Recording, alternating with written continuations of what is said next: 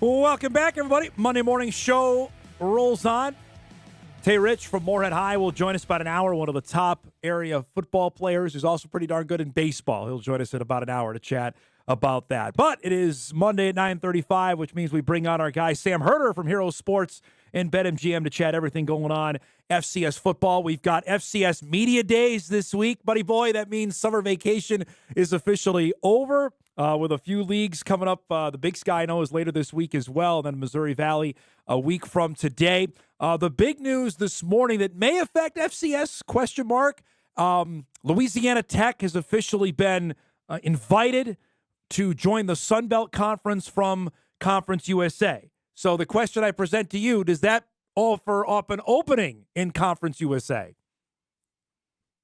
I think there's for Conference USA because it's always them getting picked apart from another group of 5, group of 6 conference, and then they're in a position to add from the FCS. We've seen so many FCS teams move up to Conference USA since 2021. Was it 4 or 5 teams? I believe we're 5 at this point. So with Louisiana Tech leaving, UTEP is also going to be leaving to the Mountain West. Delaware, Missouri State coming in, that leaves Conference USA with 10 members. And so they could stick with 10 members. I know Brett McMurphy tweeted that reports say that Conference USA is expected to remain at 10 members for 2026. Now for 2027 and beyond, who knows? Maybe they add 1, maybe they add 2 FCS teams to get to an even number with 12 members. I think Tarleton State would probably top that list. I know there's kind of been some communication between CUSA and Tarleton State. As we know, or most know, Tarleton State is all in on going FBS. McNeese is another program that really wants to go FBS. But again, McNeese hasn't been good in football for a number of years. Great in basketball, though. Tarleton State is just fresh into their Division I transition, although they have the money, they have the location to make the jump. And so it's all these moving parts. Meanwhile, the Montanas and the Dakotas are kind of just somewhat in the middle of nowhere, just kind of waiting to see what happens. And I just don't know if those dominoes are going to reach the Montanas or the Dakotas unless we see a seismic shift in the overall landscape of college football. Let's dive into Tarleton because I know you've covered them for a bit. We got to see them in the FCS playoffs this past November. They scared the heck out of South Dakota after they beat Drake. Why are they in this outside of location, Sam, which is Texas? Why is Tarleton maybe the next to be on deck to move up? Yeah, their growth has been phenomenal to see. I mean, transitioning from D2 to Division I at the start of the 2020s, they had a winning record in all of their transition years, and then last year was their first year playoff eligible. And they gave USD a scare in Vermilion. Just didn't quite have the defensive line depth to keep up with USD. And they location, obviously being in Texas helps. They have a lot of money. I'm not sure what university system they're in, but I mean, they get a lot of money funneled for their athletic programs, great facilities going up. I believe their student enrollment, is strong. And so they're investing really well into athletics. They have a new basketball arena going up, recently expanded their seating for their football stadium. And so, and they're not shy about it either. They're aggressive, not quite to the level of Sacramento State where they're saying, hey, we don't care if our waiver got denied. We're going FBS. We don't care, even though it's like, well, how are you going to get there? Tarleton State has been aggressive, but they've said the right things. Their president, their AD have said, hey, look, we haven't been shy. We want to go FBS at some point in our future, but right now our focus is on being the best FCS program possible. And I think that's the right way to go about it. And so I think Tarleton is all in on going FBS, but until they get that invite, they're saying, hey, let's try to be an FCS power. I think their budget is in the mid 30 millions compared to like 20 million a few years ago. So that's going up. Yep. And so that's just why people might see Tarleton State and be like, why are they all of a sudden in the conversation to go FBS? And it's money and it's location and it's want. They're part of the Texas A&M system, by the way, which is, but they're unlimited funds in that. So there's another. You mentioned location. This is a little bit more about them for people that don't know. As Sam mentioned, they moved to Division I in 2020. They were a D2 power at that before they moved up. They've played in the WAC or the UAC since 2021, which is ironic considering obviously what's surrounding that league. And we mentioned they made their first playoff appearance a season ago. That's a little bit of the background that surrounds with Tarleton State. And that when I saw them play a couple times last year, I'm like, that's a good program. And we talked about it when the Valley Summit deal happened. That boy, get any way to get them and Abilene into the fold. That's good for the Summit and the Missouri Valley. And as it turns out, they're gonna. Well, we don't know. At least for now, they're gonna stay in the UAC going forward, whatever that looks like.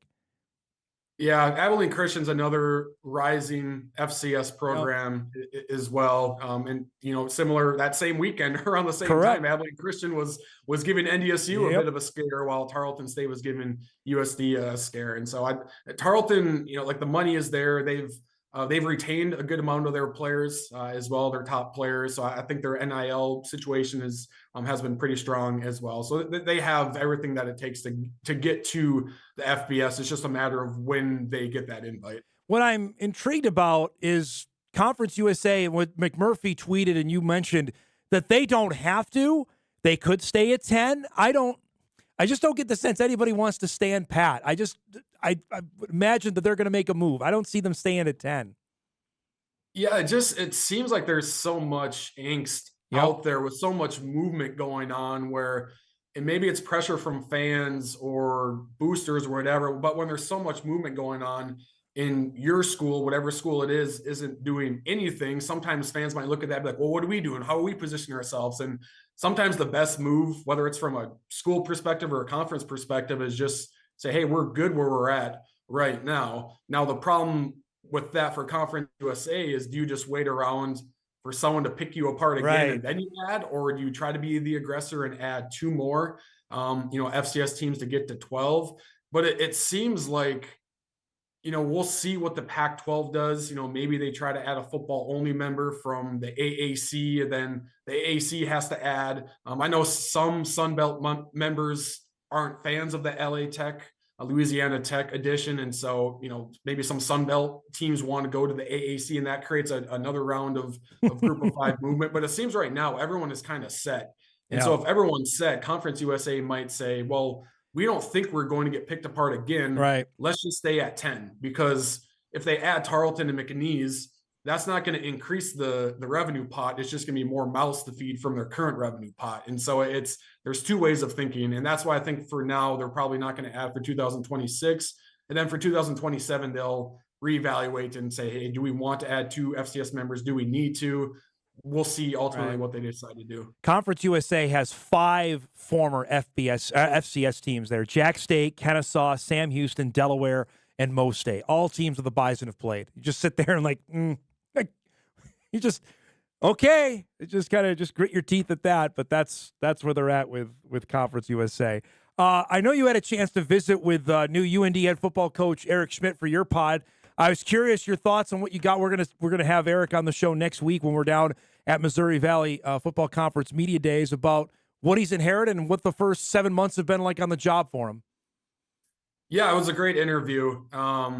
It was interesting to kind of hear, the passion, obviously that he has with playing at UND, knows the region, coached at UND for a number of years as well, and just asking him about his FBS experience and kind of blending that into, what works at the FCS level, kind of blending in during spring ball, UND's core group of guys coming back, because they have a good amount coming back. I like their offensive line. I like their running back room.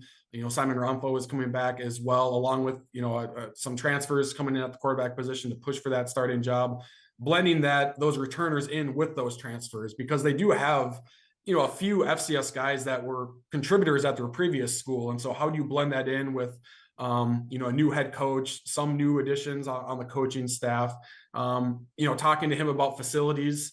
Maybe casual FCS fans aren't totally aware of it, but UND's facilities are as good as there are out there at the FCS level. And then just talking to him about recruiting as well. Recruiting is what it is, especially at the FCS level. You don't take into account rankings too much and all of that. But when you see UND beating out some FCS Powers 4 recruits. That's something I don't recall seeing a whole lot beforehand. And so just asking them about, recruiting philosophy, how they've had this early success. I thought it was a good 27-minute conversation with Coach Schmidt that I know a lot of UND fans enjoyed it as well. I have to wonder here is the SEC is holding its media days today, and obviously the other thing Greg Sankey's going to be asked about is normally about the college football playoff for the SEC going to 9 league games. We have to get to a point, I would imagine soon, now the settlement is behind us, quote unquote behind us, because I know there's going to be lawsuits following. When are we going to just announce we're going to have 3 football divisions in Division I, 3 sections of Division I? Because then we can actually move on to this, and the Bison and Jackrabbit fans that are in angst about not being in the FBS we can mold Conference USA, the Sun Belt, the MAC, Mountain West together with the top 10 FCS, have a 32-team playoff, and let's go.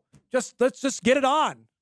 Yeah, I'm with you. And I know there's been, even last week, Montana's AD Ken Haslam had a quote saying, I don't want to go FBS just to FBS because, when it comes to being cost effective, that's just not the move for us. But what is the FBS? Like, what does that mean moving into the FBS? Is there a scenario where the group of, or like the bottom of FBS, pretty much non-A4, non-Power 4 schools, they come down in a sense while we meet them right there in the middle, talking FCS powers, because I think there's a lot of interest and angst and anxiousness about what the A4 is going to do. That's the autonomous 4, which are the Power 4 conferences.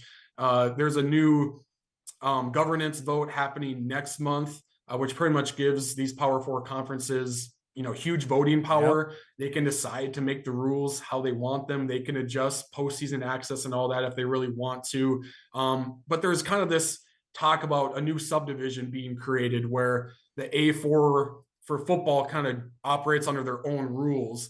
Now, there's a scenario where they have their own subdivision operate under their same rules, but the FBS postseason is still the same. They still have the CFP, the group of 5 still has their auto bid. There's still the bowl game system. But there's also just kind of speculation of, maybe there is 3 D1 subdivisions for football that get created where the Power 4 has their own thing.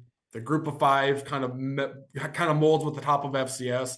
And then the FCS, there'll probably still be 100 plus remaining FCS teams. They're doing their own thing. Right. Or keep on doing their thing with the 2014 bracket. How we get there, I don't know. It's going to have to start with the A4 because the group of 5, they don't want any part of this, right? They want to be at the top level. They want to attach, themselves to the A4. They don't want to be in this middle subdivision and meet with the top FCS teams because they're going to feel relegated and they're going to feel like, well, we're just in the FCS again. It's just called something different. And so all the talk about the FCS and G5 merging, that's more so speculation. And I only hear it from FCS ADs and coaches saying, well, maybe this will happen. Like the group of 5's not talking about that because they don't want that. No, they don't. So nope. I think it makes sense as long as that protects the NCAA tournaments, baseball, softball, basketball, keep that the same. Yeah. But football to me just needs a complete restructuring because I've said this multiple times and I know I always offend people. There's no reason why Mercyhurst and NDSU should be in the same subdivision. Nope. There's no reason that Sam Houston and Texas should be in the same subdivision for football. It doesn't make sense. FCS is watered down. FBS is watered down. We need 3 subdivisions in football. How we get there, when we get there, I don't know, but maybe we're making baby steps to making that happen. I was of the mindset forever that they would never mess with the basketball tournament. I think they will. I think they're going to go do their own basketball tournament. I really believe that now. After what's happened over the last couple of years, I think they can just nuke that, and then we get maybe what we want there too. I don't know. At this point, I think everything's on the table. I really believe that. Yeah, and with this new governance and the A4 having pretty much total voting power. I mean, the FCS will have representation, group of 5 will have voting representation, but the A4 can kind of make the rules. And so there is that nervousness of, well, what if they say, hey, mid-majors or even low majors, you don't necessarily get your auto bid anymore. Maybe we'll take these 2 auto bids. We'll make you guys have a playing game into the tournament. And so you're not even like first 4, but like a playing game into the actual tournament.